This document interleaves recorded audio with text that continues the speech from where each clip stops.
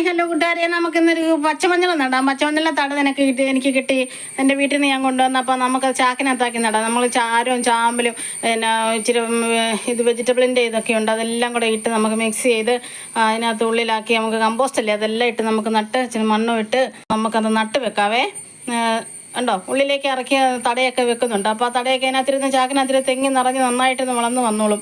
ഇച്ചിരി വീണ്ടും മണ്ണൊക്കെ ഇട്ട് അപ്പോൾ ഞാൻ ആ ചാക്ക് നിറച്ച്, ഒരു ചെറിയ ചാക്ക് അത് നിറച്ച് ഞാൻ നന്നായിട്ട് അതിൻ്റെ വിത്തുകളൊക്കെ പൊട്ടി മുളച്ച് വന്നോളും. നല്ലൊരു തടയാണ്. അപ്പോൾ അത് വെറുതെ കളയണ്ട. നമുക്കത് മഞ്ഞളേറെ അത്യാവശ്യമല്ലേ ഒരു വീടുകളിലൊക്കെ പച്ചമഞ്ഞൾ.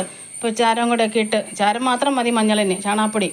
അപ്പോൾ അത് നട്ട് വെക്കുമ്പോഴേക്കും അതിനകത്ത് തെങ്ങി നിറഞ്ഞ് നന്നായിട്ട് നിറഞ്ഞ് നല്ല ഭംഗിയായിട്ട് അത് ഇനി വന്നോളൂ. 5-8 മാസം കൊണ്ട് അത് നല്ലതായിട്ട് ചാക്ക് നിറച്ച് തന്നു. ഇനി എനിക്ക് കുറേ പച്ച ഈ നല്ല 10 മണിച്ചെടി കിട്ടി. വെള്ള 10 മണി, ഓറഞ്ച് 10 മണിയൊക്കെ ഉണ്ടല്ലോ, നമുക്ക് നല്ല വയലറ്റ് അങ്ങനെയൊക്കെയുള്ള, പിങ്ക് അങ്ങനെയൊക്കെയുള്ള. എനിക്കിന്ന് വെള്ള മാത്രമേ ഉള്ളൂ. അത് നമുക്കൊരു ചട്ടിയിലാക്കി നമുക്ക് നല്ല ഭംഗിയായിട്ട് നടന്ന് നല്ല ഷോ ഉണ്ട്. അതിങ്ങനെ കെട്ടിത്തൂക്കി ഇടുന്നതൊക്കെയാണ്.